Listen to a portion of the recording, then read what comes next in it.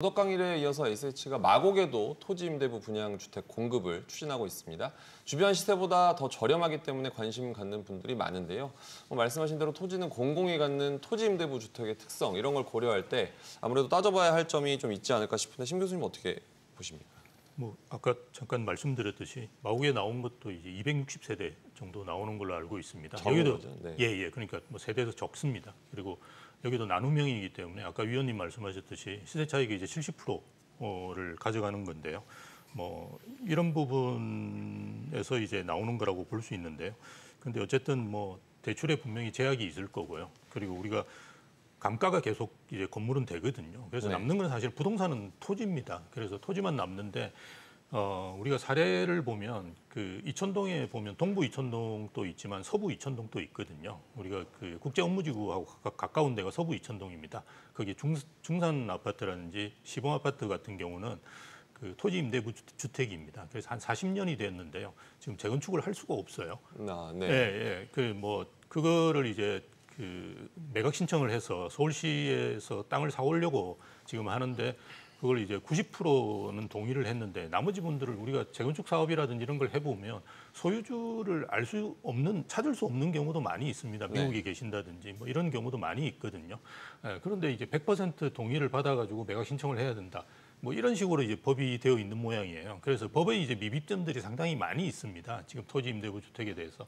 그래서 이게 그 단기간에 이제 거주하시는 거는 상관이 없는데 우리가 이제 장기간에 이제 거주하시면서 나중에 이제 재건축이라든지 이런 걸 생각할 때는 지금 법적인 문제들을 조금 정비해 나가야 되는 것이 아닌가 이렇게 생각합니다. 윤 의원님께도 아까 말씀하셨던 거 연장선상에서 여쭤보면 매달 내는 돈 이게 차이가 있긴 하겠지만 크지 않을 거라고 보셨잖아요. 그 근거를 좀 말씀해 주실 수 있을까요?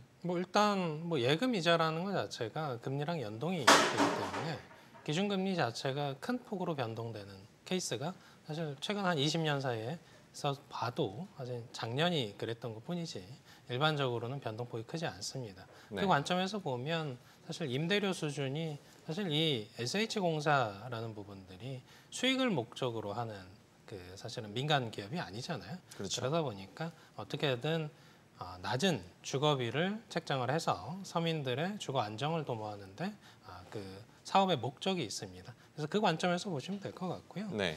그래서 마곡지구에서도 신 교수님 말씀하신 것처럼 한 260가구 나옵니다만 사실은 턱도 없다. 굉장히 부족하다 수준에서 보시면 될 것 같고요. 그리고 이제 감가상각 얘기를 해주셨는데 중요합니다. 그러니까 우리가 이제 토지 가격이 이제 분양가에서 차지하는 비중을 한번 보시면 한 60% 차지합니다.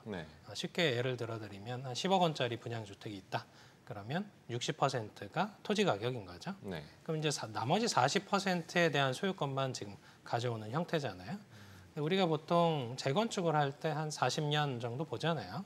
앞으로는 이제 기술이 발전해서 좀 더 볼 수는 있습니다만. 그럼 예를 들어서 40년 하면 80년이잖아요. 그럼 건물 가치는 거의 제로에 수렴합니다. 그러다 보니까 이 부분들이 나중에 어떻게 책정이 될지에 대한 고민거리가 하나 있는 거고요.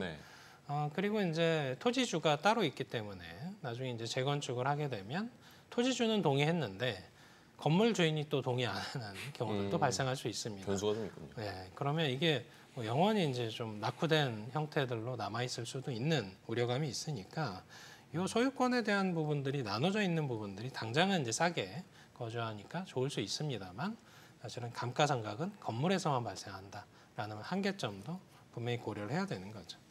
그렇군요. 이번엔 서울 외 세종시 얘기를 한번 해보겠습니다. 유일하게 아파트값이 오른 것으로 나타난 곳이 세종시인데요. 벌써 11주 연속으로 오르고는 있지만 상승폭은 점차 둔화하고 있습니다. 대세 상승이냐 아니냐 이렇게 의견이 엇갈릴 수 있을 것 같은데 심 교수님 어떻게 보세요? 상승폭이 저번 주가 이제 0.13%니까요. 이제 정상으로 가는 겁니다. 왜냐하면 이제 연율로 따지면 한 5% 정도 되거든요. 그래서 정상대로 이제 안정화되는 걸라고 볼 수 있는데요.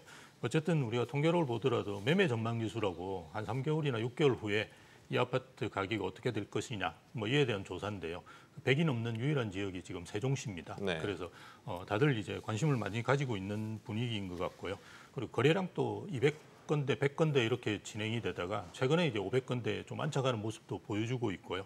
그리고 한 달 전과 비교해 보면 전세 매물도 많이 감소를 했습니다. 네. 뭐 이런 점들 그리고 또 입주 물량 자체가 적정 입주 물량이 한 2,000세대라고 이야기하는데요. 뭐 지금 현재는 그 정도 수준이고 내년에 조금 많습니다만 뭐 한 3,800세대 정도 되는 걸로 제가 알고 있고요. 그 네. 이후에는 또 입주 물량이 없습니다. 그래서 우리가 최근에 이제 지방들 같은 경우는 입주 물량이 많아가지고 상당히 어려움을 겪고 있거든요. 뭐 그런 지역들과 고려해 본다 그러면 그리고 또 세종시가 가지고 있는 뭐 도시계획이라는 이런 걸 본다 그러면 인구수 자체가 뭐 지금보다 훨씬 높아집니다. 네. 뭐 그런 걸 다 고려해 본다 그러면 뭐 안정적으로 오르지 않을까 뭐 그렇게 얘기해 볼 수 있을 것 같습니다. 예. 그렇군요.